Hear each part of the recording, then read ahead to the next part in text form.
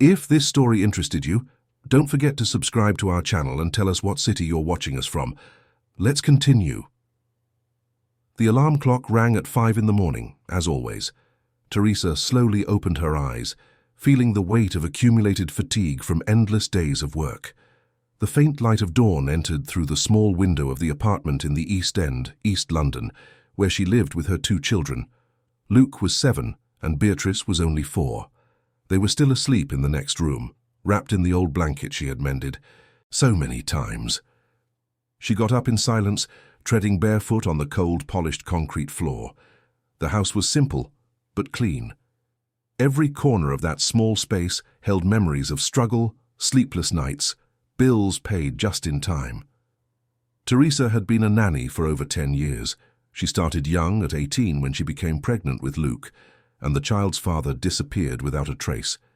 She quickly had to learn to take care of herself and a baby, working in family homes, earning the trust of mothers who needed someone to confide their children to.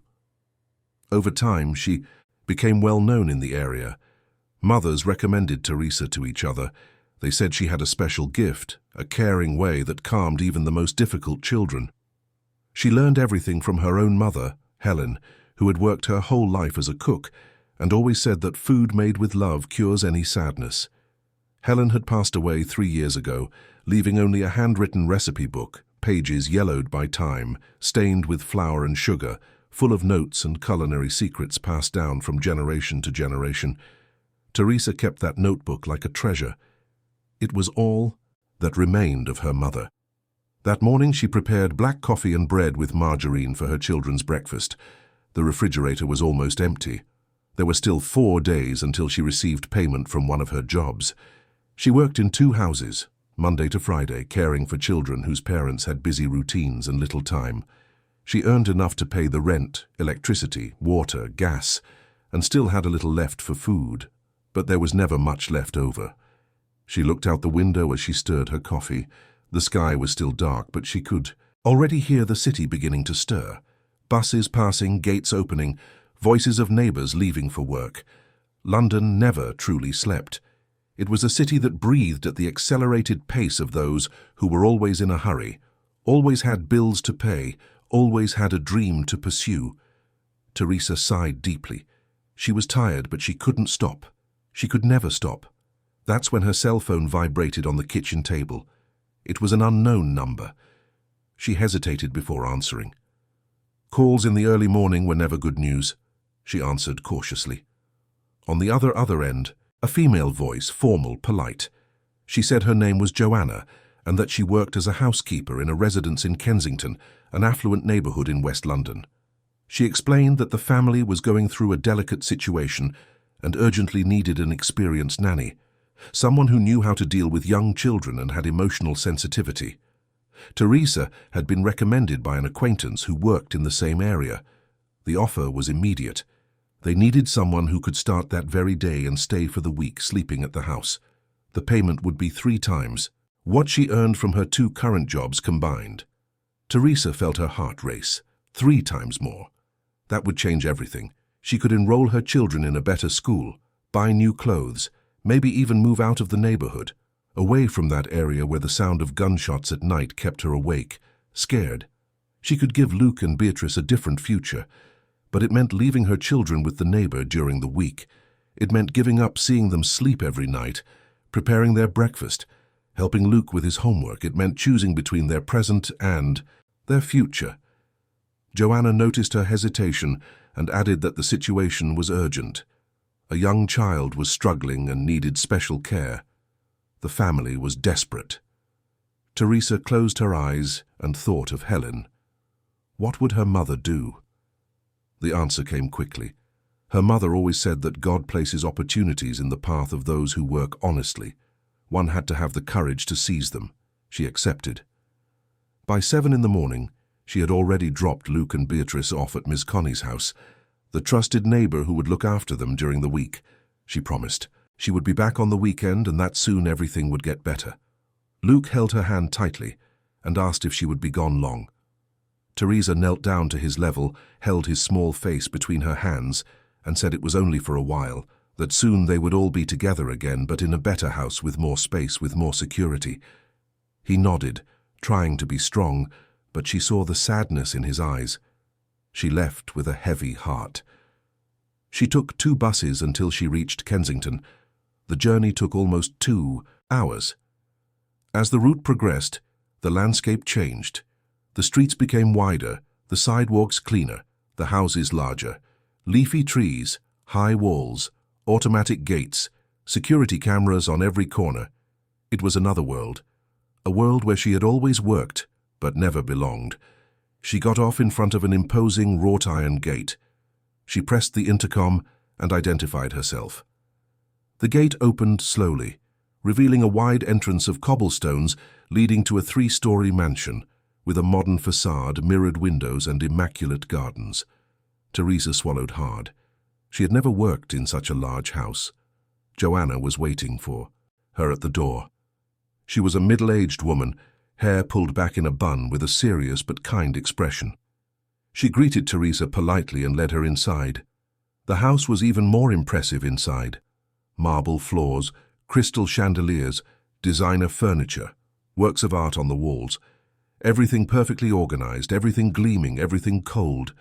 There were no toys scattered, no children's laughter, no life pulsating there. It was a house that looked more like a showroom than a home. Joanna took her to a small room on the 2nd floor where she would be staying.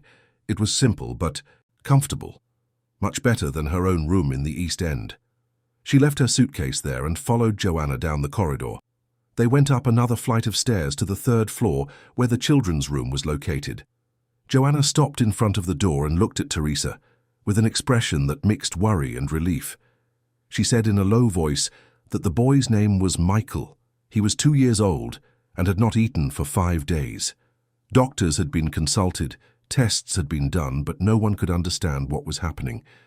The child simply refused any food. He was weak, pale, wasting away. The family was desperate. Teresa felt a pang in her chest. 5 days without eating. A 2-year-old child. This wasn't just physical. Something deeper was happening there. Joanna slowly opened the door. The room was enormous, almost the size of Teresa's entire apartment.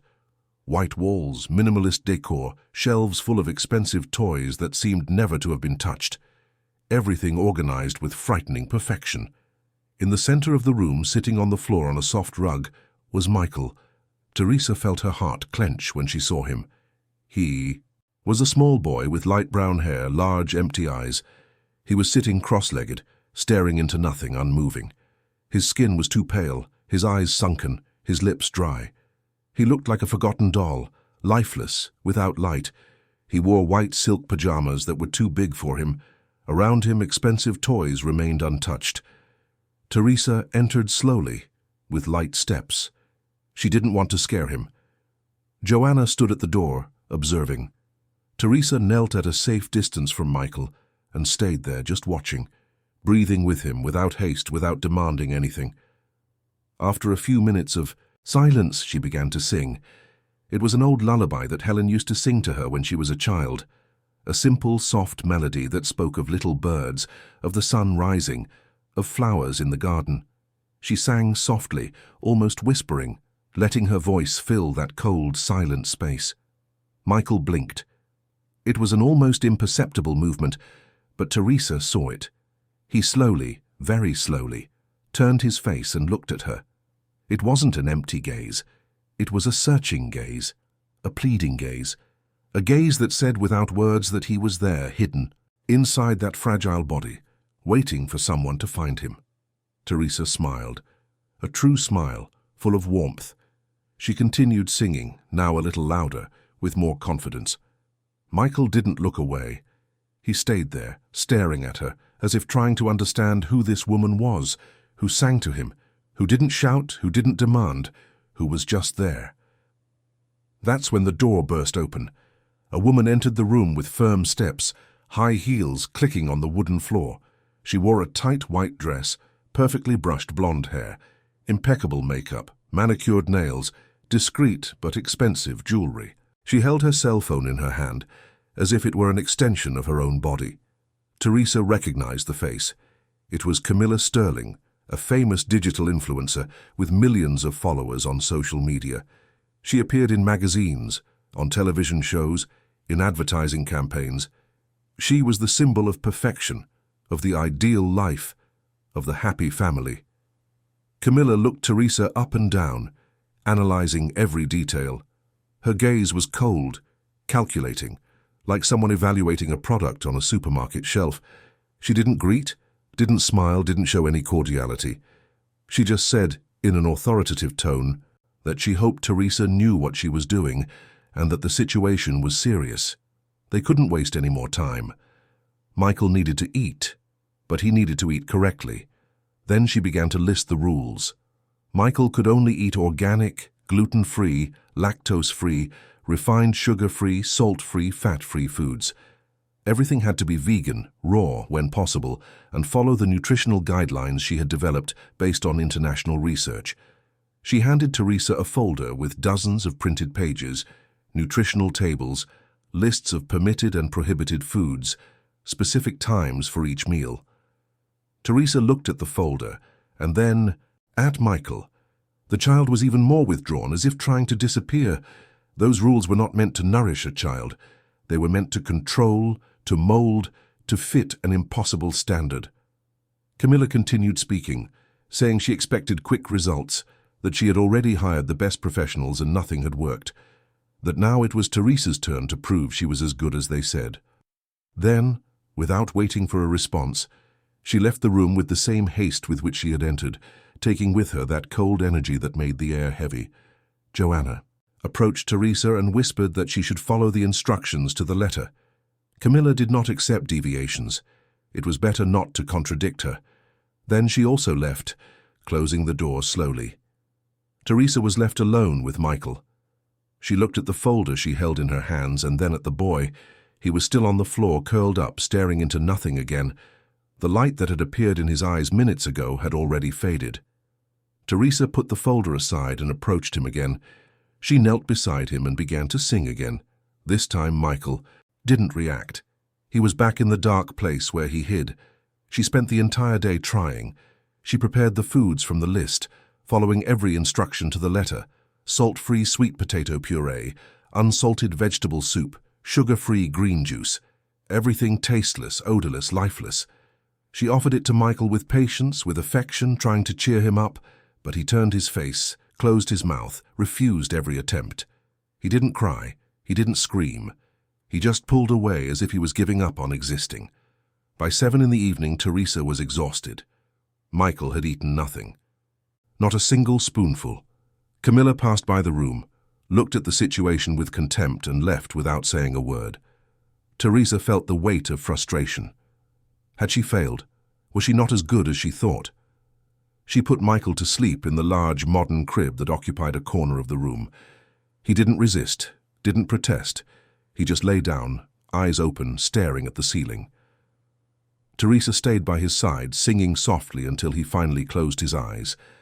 When she went down to her room, she found the suitcase she had brought. She opened it and took out Helen's recipe book. She ran her fingers over the yellowed pages, reading the handwritten notes. Simple recipes for real food, for food made with love. Butter cookies, cornmeal cake, homemade bread, rice pudding. She closed her eyes and remembered her childhood. She remembered coming home from school and finding her mother in the kitchen, hands full of flour, preparing cookies. The smell filled the entire house.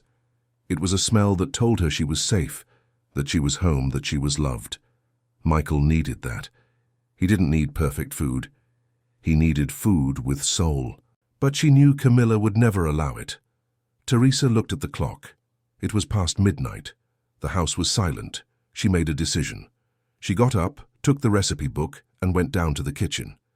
It was an enormous kitchen, fully equipped with state-of-the-art appliances, marble countertops, imported utensils.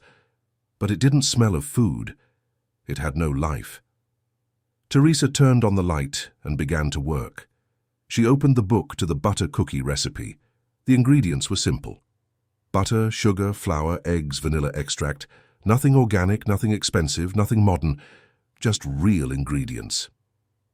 She, mixed everything with her hands, feeling the texture of the dough, remembering every movement her mother made. She rolled out the dough, cut the cookies into star shapes, and put them in the oven. As they baked, the smell began to fill the kitchen, a warm, comforting smell that brought back childhood memories, of hugs, of security. When the cookies were ready, Teresa took them out of the oven and placed them on a simple plate. They were golden, perfect, gleaming.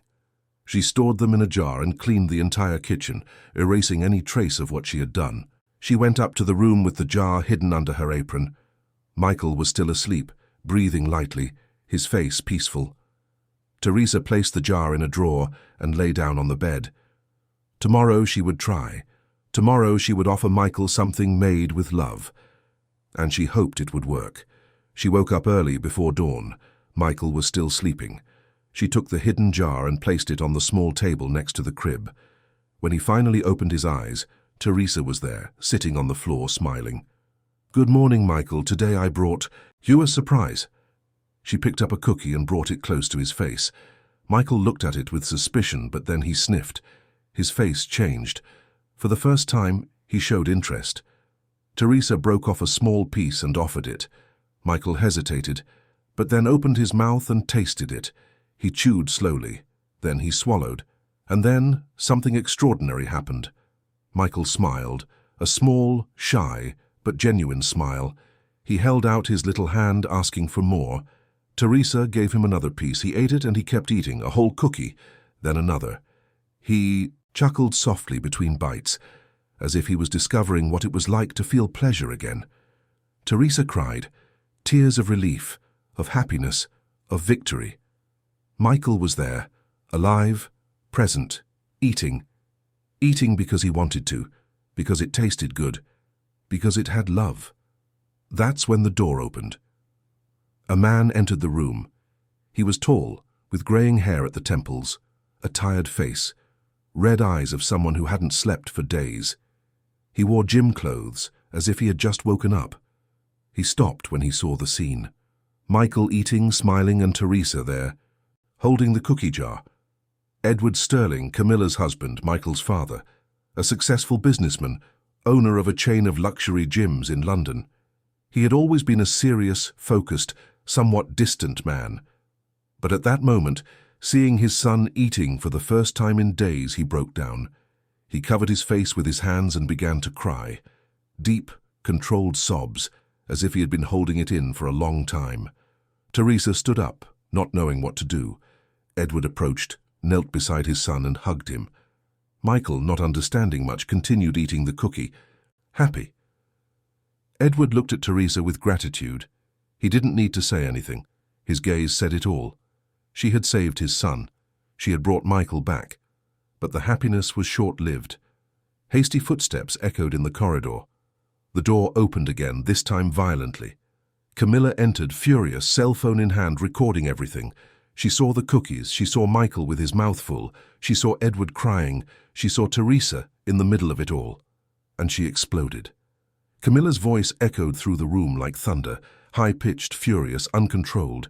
She screamed that it was unacceptable, that Teresa had disregarded her orders, that she was putting Michael's life at risk. She pointed her cell phone at the nanny, recording everything, capturing every detail of that scene that would be turned into evidence, into an accusation, into public condemnation. Teresa tried to explain. She said that Michael had eaten for the first time in days, that he was happy, that the cookies were made with simple and safe ingredients. But Camilla wouldn't listen. She didn't want to listen. She interrupted every attempt at explanation with more screams, accusing Teresa of poisoning the child, of sabotaging the treatment, of acting irresponsibly and criminally. Edward stood up, still holding Michael in his arms. He tried to intervene, saying that the child was fine, that he had finally eaten something, that it was a miracle. But Camilla turned to him with furious eyes and said that he didn't understand anything, that was why Michael was in that state, because no one in the house took his health seriously, because everyone ignored the scientific guidelines she had exhaustively studied. Michael, frightened by the screams, began to cry. Edward tried to calm him, but Camilla snatched the child from his arms. With a brusque movement, Michael reached out his little arms to his father, crying louder, but Camilla held him tight and left the room, slamming the door shut. Teresa stood there, frozen, still holding the cookie jar. She felt her legs trembling, her heart racing, her breathing difficult. Edward ran a hand over his face, trying to control his own emotion. He looked at Teresa and whispered an apology. He said that this was not how things should have happened, that he was grateful for what she had done, but that Camilla was difficult, intense, controlling. He asked Teresa to be patient, that everything would work out. But Teresa knew it wouldn't. She knew that look. She knew that anger. Camilla wouldn't forget. She wouldn't forgive. She went down to her room and sat on the bed, still shaken. She picked up her cell phone and called Ms. Connie, the neighbor who was taking care of Luke and Beatrice. She asked how the children were. Ms. Connie said they were fine, playing in the yard, not to worry. But Teresa couldn't stop worrying. She felt that something bad was about to happen. She spent the rest of the day locked in her room. Joanna came up twice to bring food, but Teresa barely touched the plate. She heard movements around the house, doors opening and closing, muffled voices, the phone ringing non-stop. Camilla was plotting something. Teresa felt it in the air. When the sun began to set, she heard firm footsteps coming up the stairs. The bedroom door opened without warning. It was Camilla, accompanied by Joanna. The influencer's face was hard, her eyes cold. She said she had made a decision. Teresa was fired. She should pack her things immediately and leave the house. Edward had agreed with the decision. There was no discussion, no negotiation. It was final. Teresa tried to argue, but Camilla raised her hand, interrupting. She said she didn't want to hear explanations, that she had seen enough, that she no longer trusted her. Joanna, with an embarrassed expression, handed her an envelope with money. It was payment for the days worked. Camilla made a point of stressing that she was being generous, that she could have thrown her out without paying anything, but that she didn't want to create more problems. She just wanted Teresa to disappear. Teresa took the envelope with trembling hands and began to pack her things. She didn't have much. A small suitcase with clothes, toiletries, her mother's recipe book. She packed everything in silence, feeling Camilla's judgmental gaze on her. When she finished, she picked up the suitcase and walked to the door. Before leaving, she turned and tried one last time. She asked if she could at least say goodbye to Michael. Camilla let out a short, bitter laugh. She said Teresa was crazy if she thought she would let her near her son again. Michael was safe now, away from that dangerous influence. Joanna opened the front door, and Teresa was escorted out of the mansion as if she were a criminal being expelled. The gate closed behind her with a heavy, final sound. Teresa stood on the sidewalk, holding her suitcase, feeling the weight of humiliation. She looked back one last time and saw Michael in the third-floor window, his two little hands pressed against the glass, crying. He tried to shout something, but no sound reached the street. Teresa felt her heart break. She waved to him, trying to smile, but the tears wouldn't stop. She turned and began to walk. She didn't know where to go. She didn't want to go home yet. She couldn't face her children in that state. She walked through the streets of Kensington until she found a bus stop. She sat there and remained still, watching the movement of people passing by, cars stopping at the traffic light, life going on as if nothing had happened. She picked up her cell phone and opened social media without thinking much. That's when she saw it. Camilla had posted a video. It was the recording she had made in the room, edited, cut, manipulated. It showed Teresa offering cookies to Michael while Camilla's voice narrated the situation. She said that she had hired a recommended nanny, that she had given all the necessary medical instructions, but that the employee had completely disobeyed, offering unauthorized food to a seriously ill child. The video showed Michael eating, but the angle and editing made it seem like he was being forced, that he was uncomfortable. The caption was worse. Camilla wrote a long, emotional text, full of dramatic details. She said that she had almost lost her son due to the irresponsibility of a nanny who thought she was smarter than doctors and nutritionists. She asked people to be careful who they hired, that recommendations were not always reliable, that she had learned the hard way. The video already had thousands of views. The comments were devastating. People attacking Teresa, calling her incompetent criminal, a potential murderer. They shared the video with messages of outrage, demanding that she be reported, investigated, arrested. Some even managed to find out where she worked at her other jobs and threatened to go there to warn the employers. Teresa felt the world collapse. She couldn't breathe properly. She closed the app, but the damage was already done. Her phone started ringing non-stop. Messages from acquaintances, from neighbors, from mothers she worked for, all asking if it was true, if she had really done that, saying they were disappointed, that they didn't expect that from her. One of the numbers was from Monica, one of the mothers she worked for. She answered with a trembling voice. Monica was direct. She said she had seen the video, that she was shocked that she could no longer keep Teresa working in her house. It didn't matter if it was true or not, she couldn't take the risk. She hung up. Before Teresa could explain, the second job called minutes later. Same conversation, same decision. She was fired. There was no room for discussion. Teresa stayed there, at the bus stop, with her cell phone in her hand, feeling everything crumble. Her entire reputation, built over years of honest and dedicated work, had been destroyed in a matter of hours. The mothers who trusted her, who recommended her work, who treated her with respect, now saw her as a threat. When she finally managed to get up, she took the bus back to the East End. The journey seemed endless. Every station, every street, every traffic light was an eternity. She thought of Luke and Beatrice, of how she would explain that she no longer had a job, that she wouldn't be able to pay next month's rent, that they might have to leave the house, go back to an even more precarious place. She arrived at the apartment already night. Ms. Connie brought the children back. She asked, worried, if everything was all right. Teresa forced a smile and said yes, she was just tired. Luke noticed something was wrong but didn't ask. Beatrice, too small to understand, jumped into her mother's lap asking for cuddles and playtime. After the children fell asleep, Teresa sat in the small kitchen, alone, in the dark. She thought about giving up. She thought that maybe it wasn't worth fighting. The world was too unfair. People believed lies without questioning.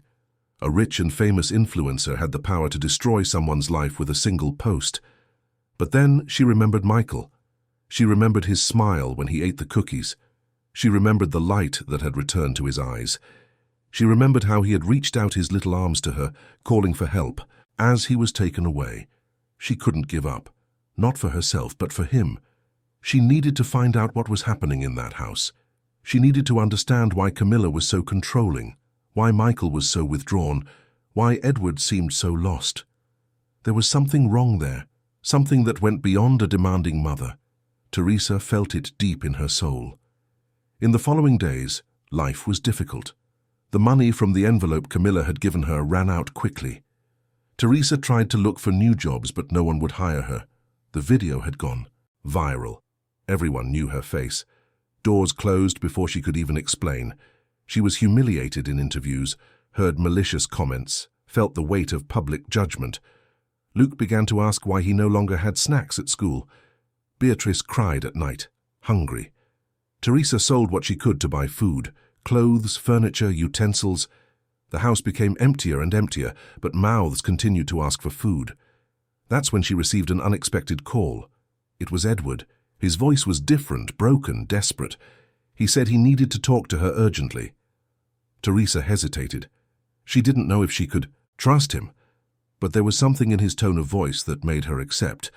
They arranged to meet at a discreet cafe, far from Kensington, far from curious eyes. Edward arrived wearing a baseball cap and dark sunglasses, trying to go unnoticed. He sat opposite Teresa and took off his glasses.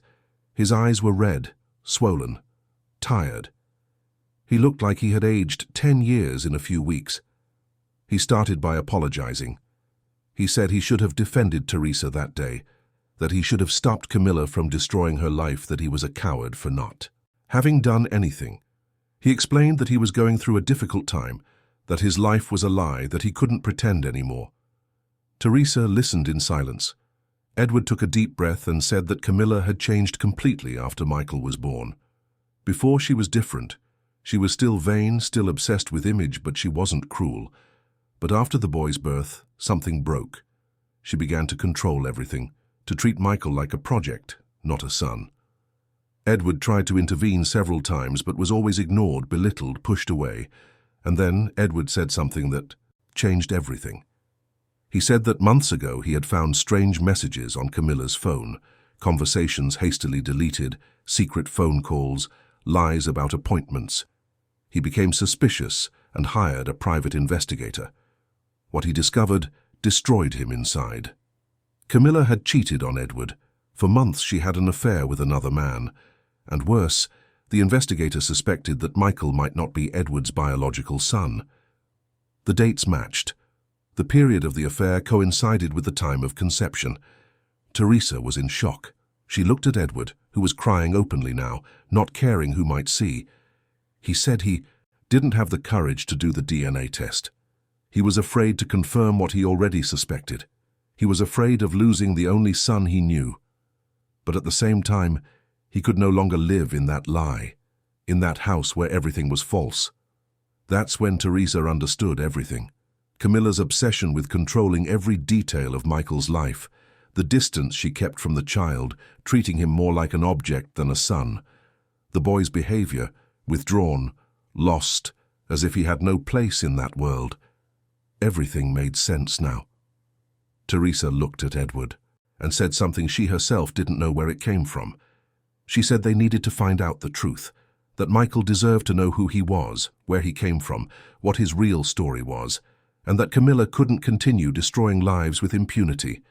She had destroyed Teresa's life, she was destroying Edward's life, and worse, she was destroying Michael's childhood.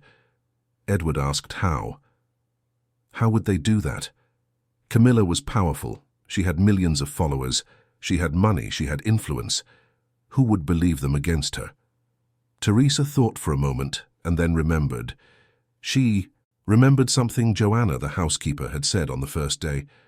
She mentioned that before Teresa, there was another nanny who had worked in the house for years, a woman named Martha, who had been abruptly fired shortly after Michael's birth. Joanna didn't give details but said Martha knew things, that she had been forced to sign a confidentiality agreement. If anyone knew the secrets of that house, it was Martha. Edward was excited by the possibility. He said he knew Martha, that she had been practically part of the family for years, that she had always been loyal and dedicated. But after she was fired, they never had contact again. Camilla forbade him from trying to find her. Teresa said they needed to try, that Martha might have important information, evidence, something that would help reveal the truth. Edward agreed. He used his contacts to find out where Martha lived. It wasn't difficult. She now worked in a laundry in Camden Town, earning much less than she did at the Sterling mansion. Teresa went there alone. She didn't want to scare Martha with Edward's presence. She entered the laundry and asked to speak with her. Martha was a woman. In her 50s, grey hair, calloused hands from so much work, tired but kind eyes. When she saw Teresa, she seemed to recognize her face from somewhere. Teresa explained who she was, what had happened, why she was there. Martha listened in silence with a closed expression. When Teresa finished, Martha took a deep breath and said she couldn't help. She had signed a document promising never to talk about what she knew. If she broke the agreement, Camilla would sue her, take everything she had, destroy her life. Teresa understood the fear. She herself had experienced Camilla's destructive power, but she insisted. She said it wasn't just about the two of them. It was about Michael. It was about a child who was being raised in a lie, in a loveless home, by a mother who seemed incapable of loving. Martha closed her eyes. She remained silent for long minutes. When she opened her eyes again, there were tears. She said she thought of Michael every day, that the boy had been born in her hands, that she had been the first person to hold him, that she had cared for him in the first months with all the love a grandmother would have. And then Martha began to tell. She said she knew from the beginning that something was wrong. Camilla had hidden her pregnancy for months, wearing loose clothes, avoiding public appearances, cancelling appointments. When she finally revealed she was pregnant, she made a grand announcement on social media, but there was something false about it. Martha noticed the discomfort, the distance Camilla kept from her own belly. When Michael was born, Camilla didn't want to hold him. She immediately passed the baby to Martha and asked her to take care of him. In the first few months, she hardly approached the child. It was Martha who bathed him, changed diapers, rocked him to sleep, fed him. Edward worked a lot and was rarely home. Michael grew up in Martha's arms, not his mother's. That's when Martha began to suspect. She overheard strange phone conversations. She saw Camilla deleting messages in a hurry. One night, while cleaning the office, she found documents hidden in a drawer. They were printed messages, photos, proof of meetings in hotels. Camilla had been meeting another man for months, and the dates perfectly coincided with the time Michael was conceived. Martha said, "Nothing." It wasn't her place to question, but she stored that information in her memory. She continued to care for Michael with the same love, trying to give him what his mother didn't. But then, when Michael was 6 months old, something happened. The other man, the probable biological father, appeared at the mansion door demanding to see the child. There was a violent argument. Martha heard everything from inside the house. Camilla screamed that he should never appear again, that the child was not his, that she was married to Edward and that this was Michael's family. The man begged, said he had the right to know his son, that he loved Camilla, that he didn't understand why she had chosen to pretend nothing had happened. Camilla threatened to call the police. The man left, but before he did, he shouted that one day the truth would come out, that she couldn't run forever. After that day, Camilla fired Martha. She said she no longer needed her services, that Michael was growing up, and that they would hire a younger, more modern nanny. Martha tried to question but was cut off. Camilla made her sign a confidentiality agreement and expelled her from the house where she had worked for years. Martha finished her story with tears streaming down her face. She said she could never forget Michael, that she regretted every day not having done anything, not having reported it, of having accepted silence in exchange for money. Teresa held Martha's hands. She said there was still time, that together they could make a difference, that Michael needed them. Martha took a deep breath. She asked what Teresa wanted her to do.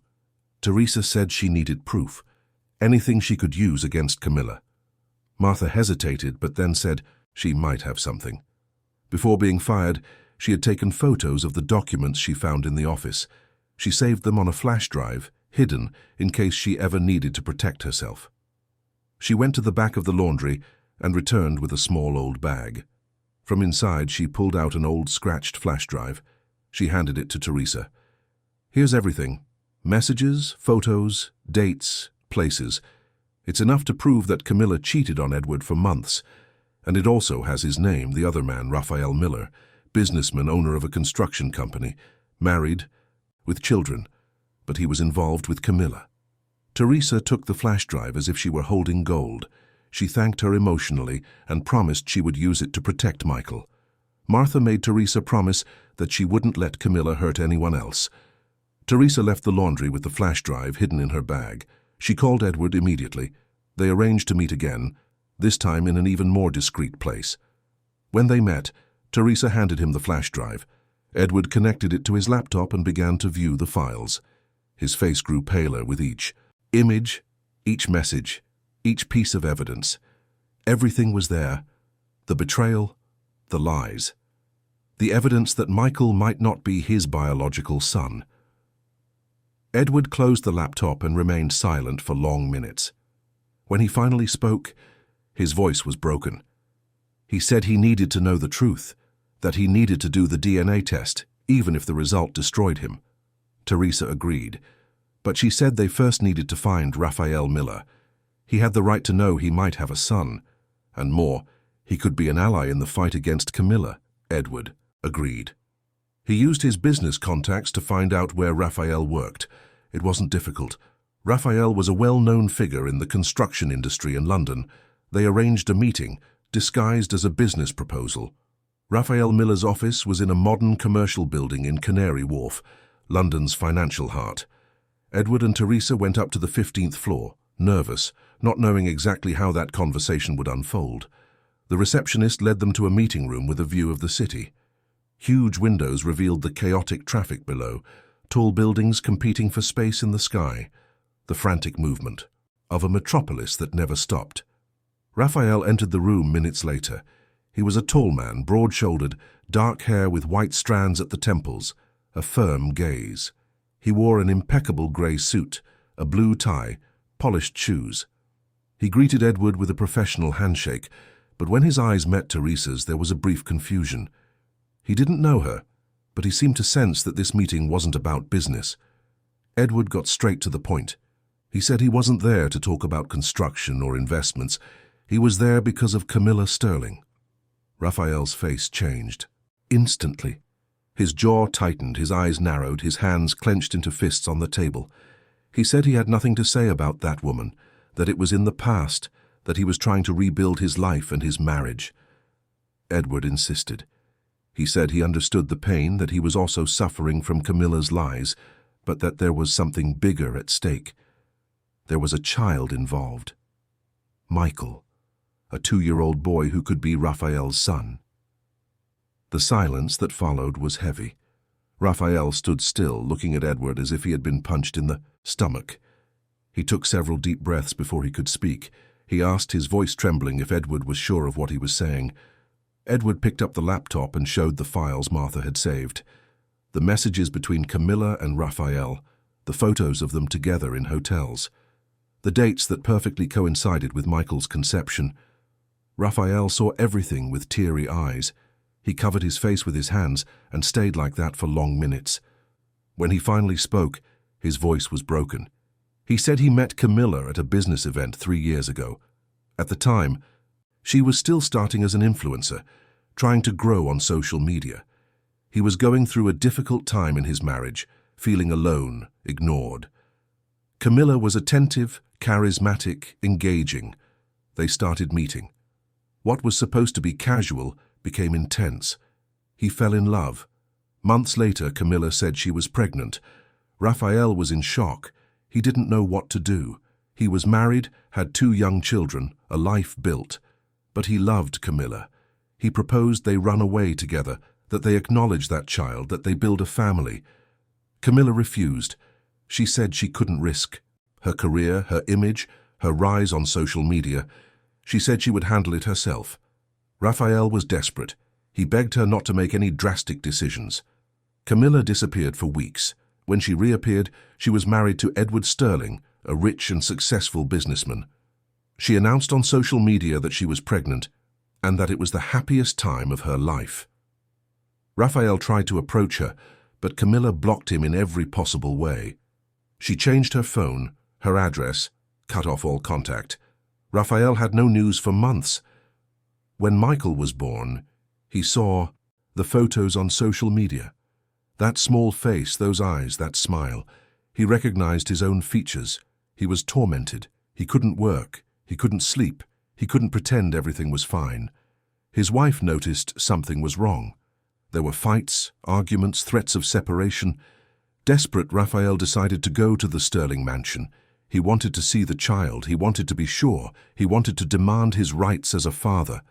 But Camilla threw him out. She screamed that he should never appear again, that he had no rights, that Michael was Edward's son, period. She threatened to destroy his life, publicly reveal the affair, ruin his company and his marriage. Raphael backed down. He was afraid. He went home, tried to forget, tried to rebuild what had broken. But he never succeeded. He thought of Michael every day.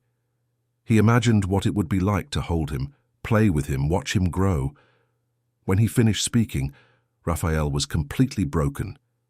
Edward, who had listened in silence, was also crying.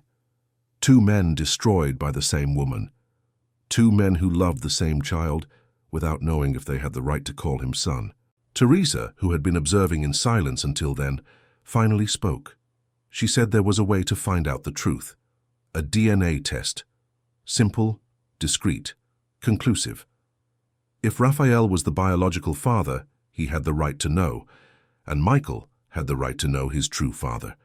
Raphael hesitated. He said he was afraid of the result. If it confirmed he wasn't the father, he would have suffered all that for nothing. But if it confirmed he was, his life would change completely. He would have to face Camilla. He would have to publicly acknowledge a child. Out of wedlock, he would have to deal with the consequences. Edward placed a hand on Raphael's shoulder.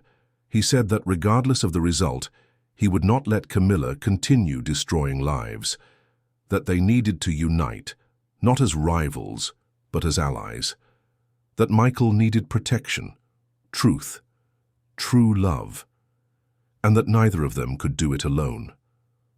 Raphael agreed. They asked how they could get Michael's genetic material for the test without Camilla knowing. Teresa remembered that Joanna, the housekeeper, still worked at the mansion. Maybe she could help. Edward called Joanna. The conversation was difficult. Joanna was afraid of losing her job, of suffering reprisals. But when Edward explained the situation, that it wasn't just about adult secrets, but about a child's well-being, Joanna agreed to help. Days later, Joanna managed to get Michael's hairbrush with hair strands that would be sufficient for the test. She discreetly handed it to Edward in a quick meeting in a public parking lot. Edward and Raphael went together to a private laboratory, which guaranteed absolute secrecy. Each collected saliva samples and sent them along with Michael's hair strands. The wait for the results was agonizing. Edward could barely work. Raphael was irritated, distant, avoiding his family. Teresa, meanwhile, continued to struggle to support her children. Money was running out. She needed to find some way to survive while they waited for the truth to come out. That's when she received a call from an investigative journalist named Emily Fields. Emily worked for an independent newspaper that specialized in exposing scandals of public figures. She had seen Camilla's video, but unlike other people, she didn't believe the version presented. She found it strange, manipulated, false. She decided to investigate on her own and discovered inconsistencies in Camilla's story.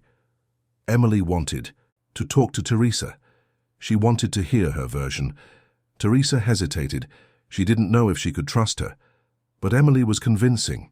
She said she had already investigated Camilla in other situations, that she had noticed a pattern of manipulative behavior, and that she believed there was a bigger story hidden there. They arranged to meet at a discreet cafe. Emily was a woman in her 30s, short hair, thick-rimmed glasses, simple but elegant clothes. She carried a bag full of papers, a recorder, notebooks. She sat opposite Teresa and began to ask questions. She wanted to know everything. How she was hired, what she saw in the house, how Michael was, what really happened on the day of the cookies, how Camilla reacted, how she was expelled. Teresa told everything, every detail. Emily recorded, took notes, asked specific questions. When Teresa finished, Emily remained silent for a moment, processing everything. Then she said she believed her, that there was something profoundly wrong with that family and that she was willing to investigate further.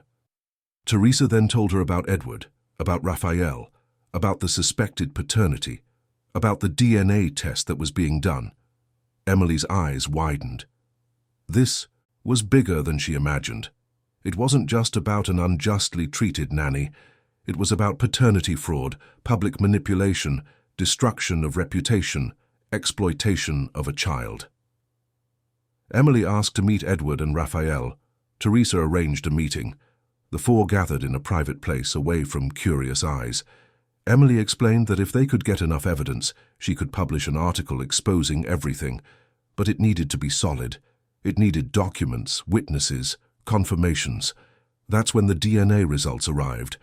Edward received the sealed envelope from the laboratory. His hands trembled as he opened it. Raphael was beside him, pale, tense. Teresa and Emily waited in silence. Edward took the paper out and began to read. His face grew paler and paler. His hands trembled more strongly. When he finished reading, he let the paper fall onto the table and covered his face. The result was clear. Edward was not Michael's biological father. The probability of paternity was 0. Raphael picked up the paper with trembling hands. He read slowly, processing each word. Then he turned the page where the result of the comparison between Raphael and Michael was. The probability of paternity was 99.9%. Raphael was Michael's biological father. The silence that followed was absolute. Raphael began to cry. It wasn't a cry of sadness. It was a cry of relief, of confirmation, of finally knowing he wasn't crazy, that he hadn't imagined that connection. He had a son, a son he had never been able to know, never been able to hold, who had been stolen from him. Edward also cried, but his tears were of pain. He had raised Michael as his son. He had loved that boy since he was born. He had dreamed of a future together. And now he discovered that everything had been a lie. Camilla had deceived him from the beginning. She had pretended the child was his, had let him form bonds, get attached, only to then have total control over him. Teresa held Edward's hand. She said that the love he felt for Michael was real, that blood did not define family, that he had been the present father, the father who cared, the father who loved. None of that changed. Raphael agreed. He said he didn't want to take Michael away from Edward. He just wanted to be part of the boy's life. He wanted him to know the truth. He wanted to have the right to love him too. Emily, meanwhile, was already planning the article. She had everything she needed: Martha's documents, Edward and Raphael's confessions, the DNA result, witnesses, concrete evidence that Camilla had lied, manipulated, and destroyed lives to maintain her perfect image on social media. But before publishing, they needed to think about Michael. They needed to ensure the child would be protected when everything came out. Edward decided he would file a judicial request for custody. He would use the DNA result as proof that Camilla had committed paternity fraud.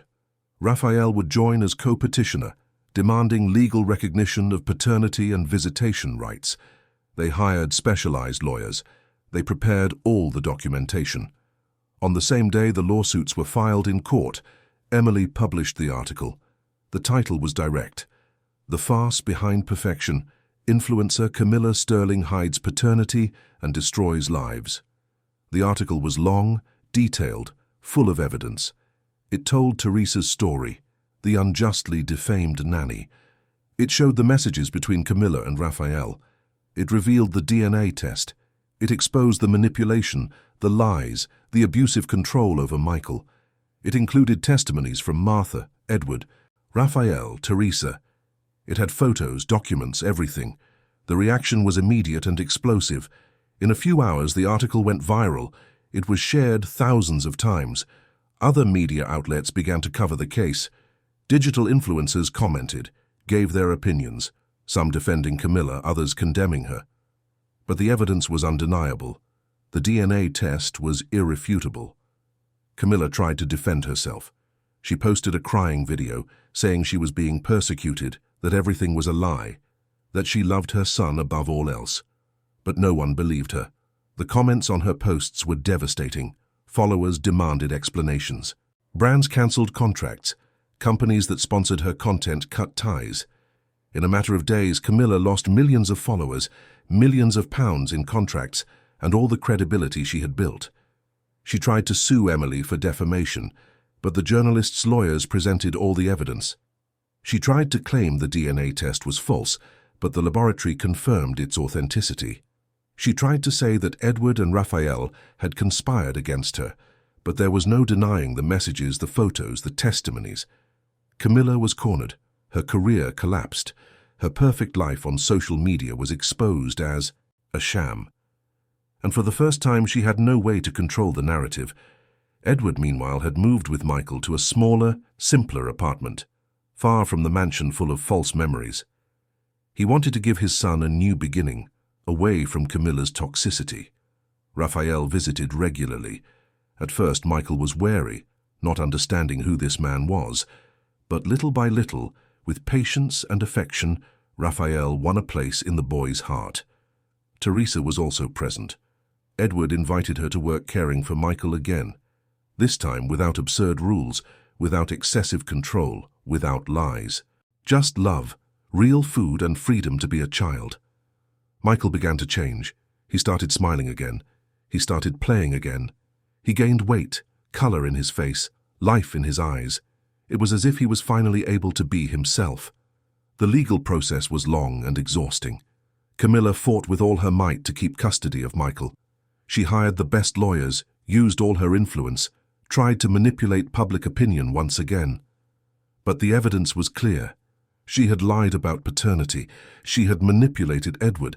She had alienated Raphael from his son.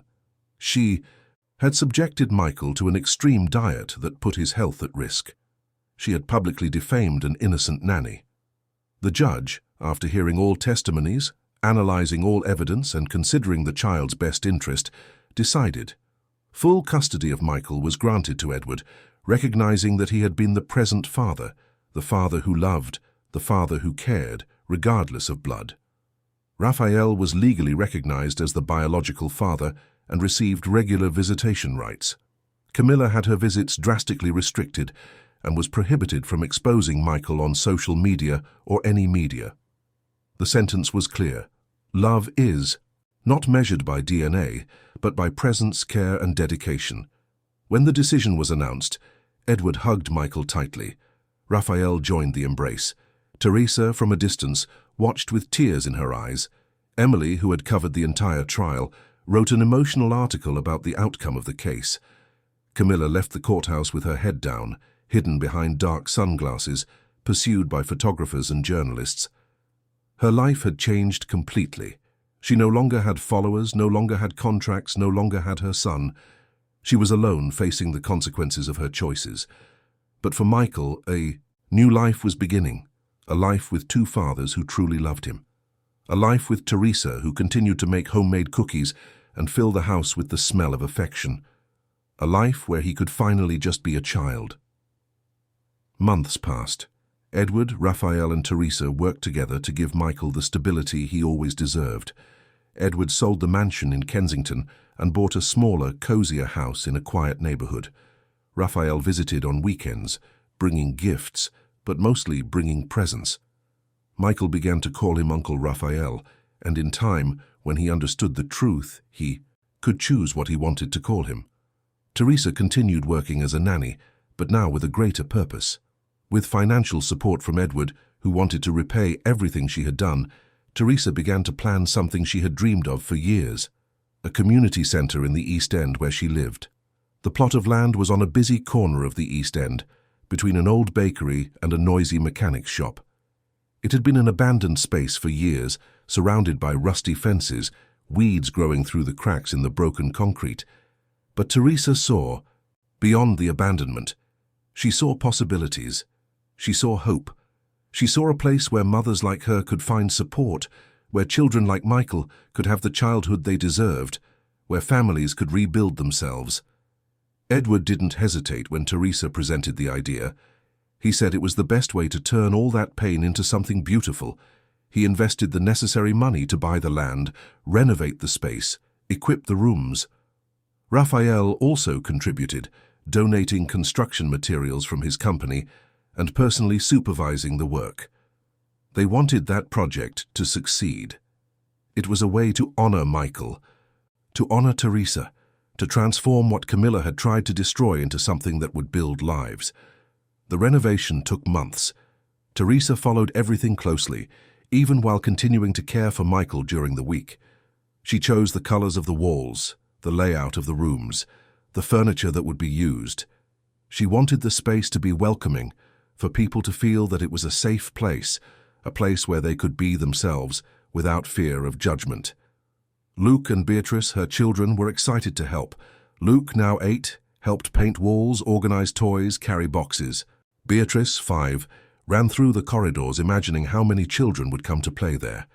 They saw their mother happy, fulfilled, fighting for something greater than herself, and that filled them with pride.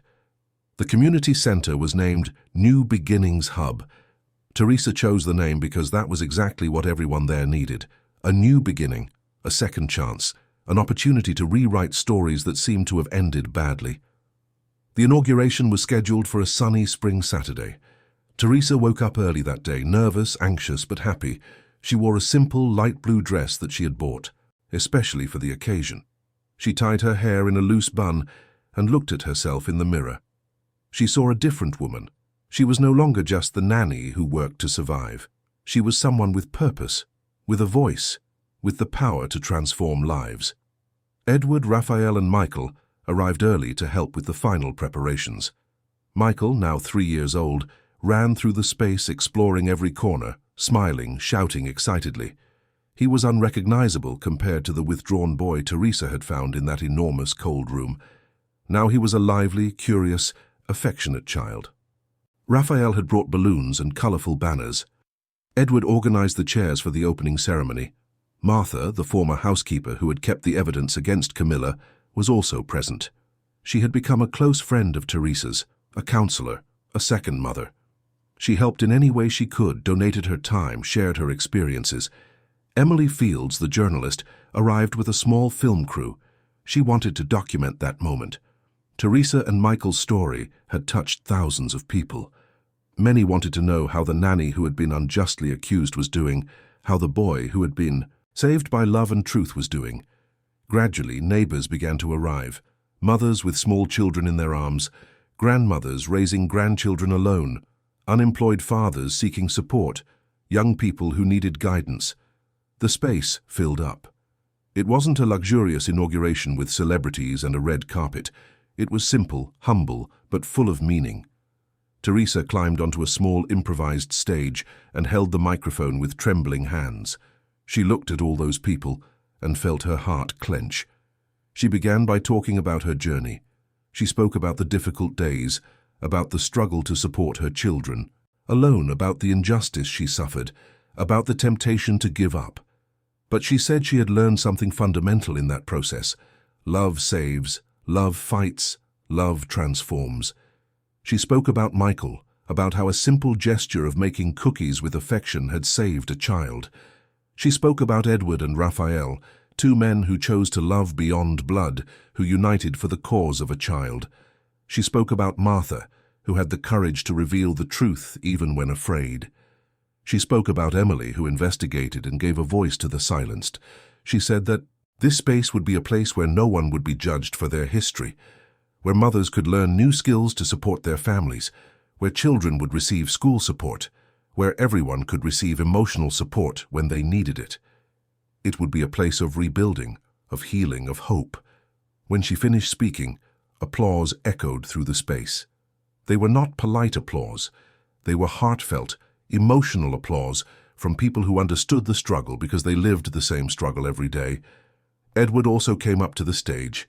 He thanked Teresa for saving his son, for having courage when he didn't, for showing that family is chosen by love, not by blood. He said that Michael was the greatest blessing in his life and that he was grateful to have learned to be a true father. Raphael, shy, came up next. He said he had lost 2 years of Michael's life, but that now every day was an opportunity to make up for lost time. That being a father was not just about procreating, but about being present, caring, loving unconditionally. Then Michael was called to the stage. Teresa picked him up and he, smiling, held a small tray. Inside, homemade butter cookies, just like the ones that had saved his life. Teresa had prepared hundreds of them to distribute at the inauguration. Michael offered the first cookie to the audience. People laughed, applauded, were moved. That's when someone in the audience raised their hand asking to speak.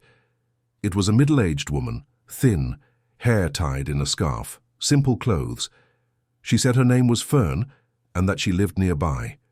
She said she had lost her job months ago, that she was struggling to feed 3 children alone, that she often went to bed, hungry so they could eat. She said she was about to give up when she heard about the New Beginnings Hub. She came there with a glimmer of hope and now saw that she was not alone, that there were people who cared, that there was a place for her. Other stories came to light. An unemployed father who needed career guidance, a grandmother raising 5 grandchildren and exhausted, a young 18-year-old mother who didn't know how to care for a baby. Everyone there had stories of struggle, pain, overcoming. Teresa promised that the New Beginnings Hub would be there, for everyone, that they would offer vocational courses, psychological support, tutoring for children, support groups for mothers, cooking workshops, craft classes. All free, all made with love. The following months were intense. The New Beginnings Hub operated Monday to Saturday, from 8 in the morning to 6 in the evening. Teresa was always present, coordinating activities, talking with families, welcoming newcomers.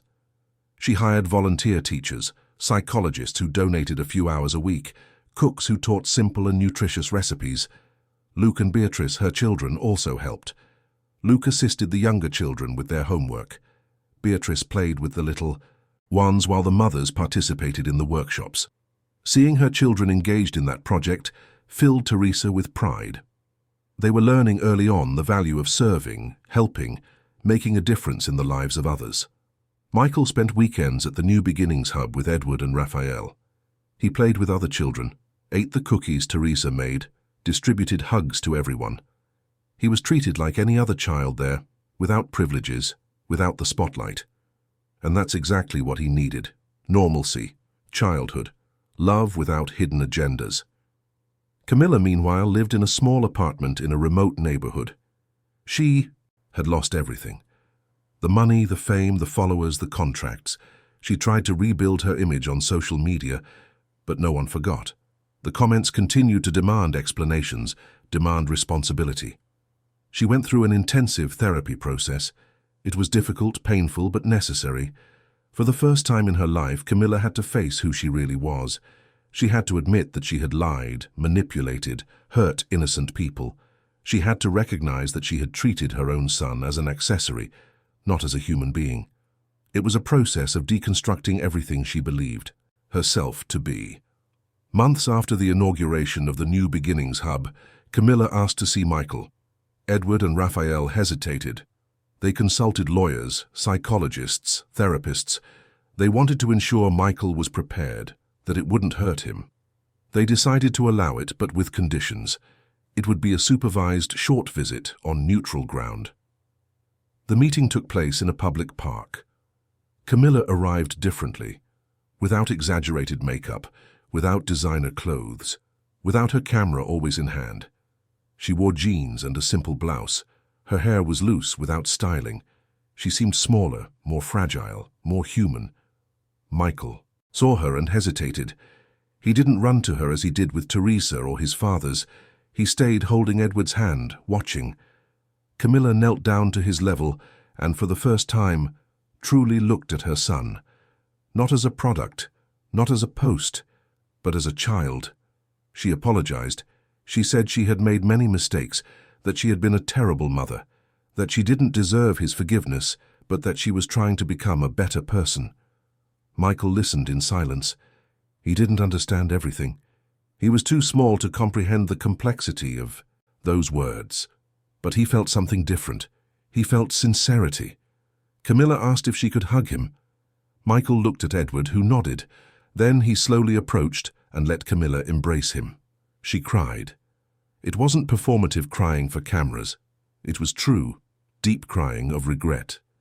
After a few minutes, Michael pulled away and went back to Edward. The visit ended there. Camilla thanked them for the opportunity and left. It was a beginning, a painful but necessary beginning. A year passed since the inauguration of the New Beginnings Hub. The place had become a reference in the region. Hundreds of families passed through monthly. Many found employment after vocational courses. Others found the emotional support they needed. Children improved in school. Mothers discovered they were not alone. Teresa decided to organize a party to celebrate the space's first anniversary. She invited all the families who had passed through there, volunteers, partners, donors. She prepared food, decorated the space with colorful flags, organized games for the children. On the day of the party, the New Beginnings Hub was packed. Children running, adults talking, laughter echoing through the walls. There was music, dancing, joy. It was a celebration of victories, of new beginnings, of transformed lives. At the most special moment of the party, Teresa called Michael to the stage. He, now 4 years old, climbed up excitedly. He again held a tray, but this time he was not alone. Other children who frequented the space were with him, each with a tray of homemade cookies. They had helped Teresa prepare them during the week. Michael took the microphone with Teresa's help and said in his childlike voice that those cookies were special because they were made with love. That Aunt Teresa had taught him that food with love cures sadness, cures pain, cures loneliness. People applauded emotionally. Then something unexpected happened.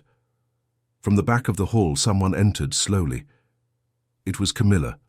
She was different, thinner, without the sparkle in her eyes, but with something she had never had before, humility.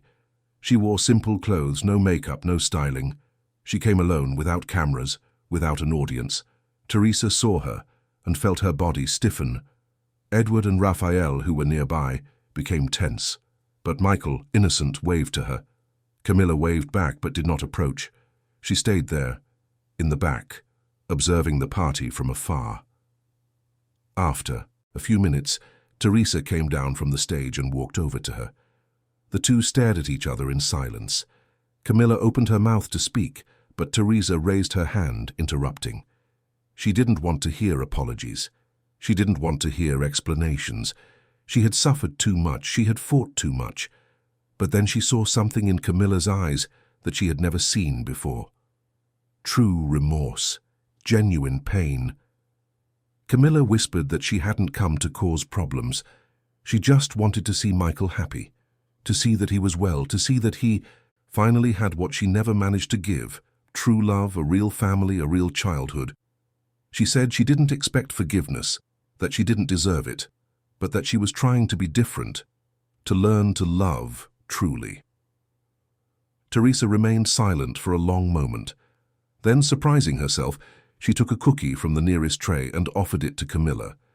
She said that this place was about new beginnings, about giving chances, about transformation, that if Camilla was sincerely trying to change, there was space for her too.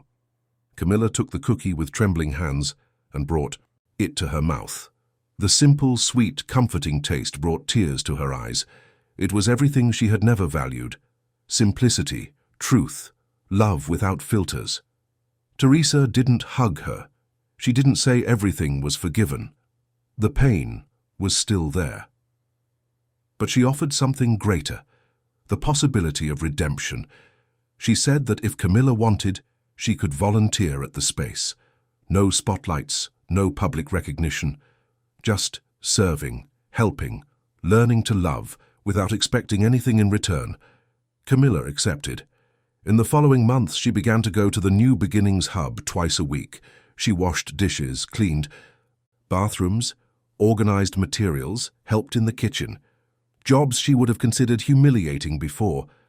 But now she understood that serving was the greatest form of love.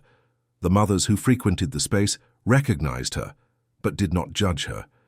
Many of them also had difficult pasts, stories they would like to rewrite. They understood that everyone deserves a second chance.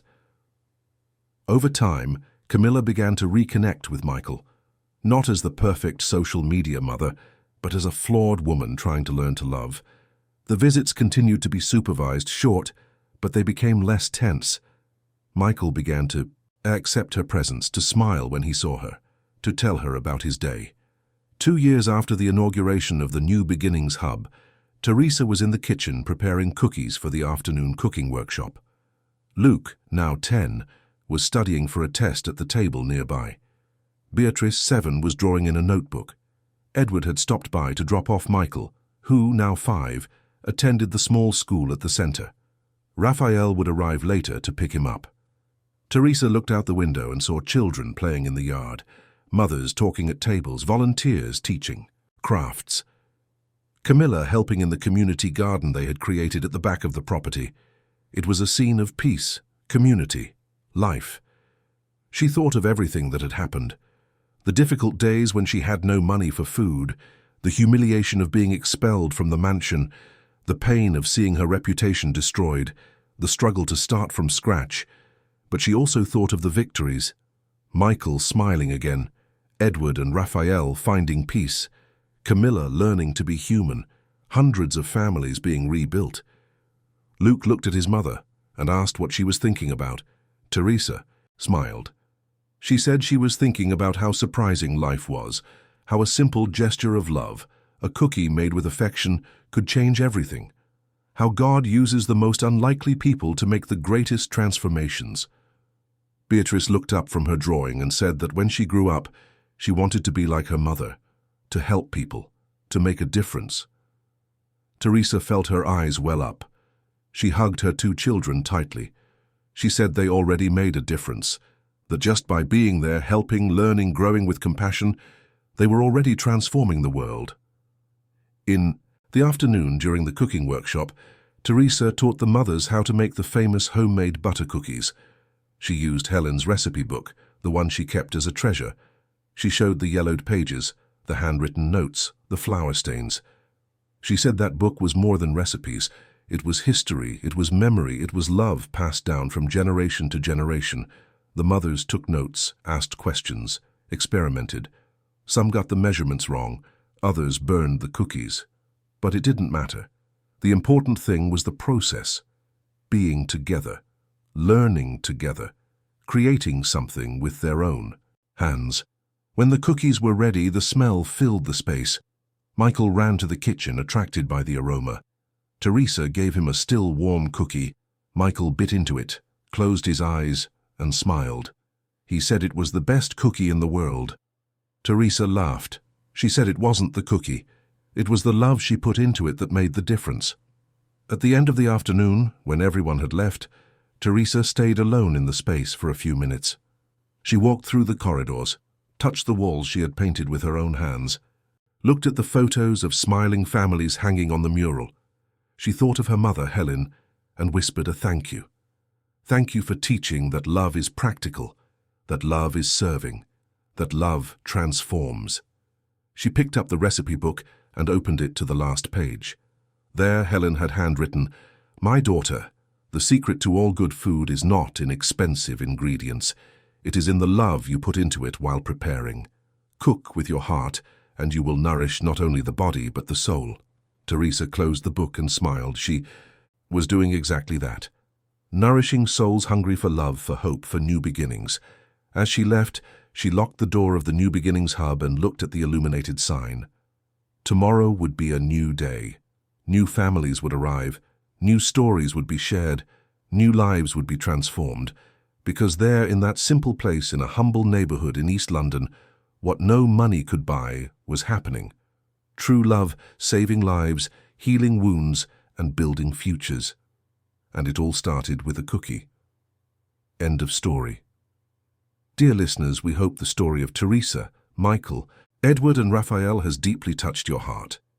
If you were moved by this journey of overcoming adversity, love and new beginnings, leave a like, subscribe to the channel, and tell us in the comments what stood out most to you in this story.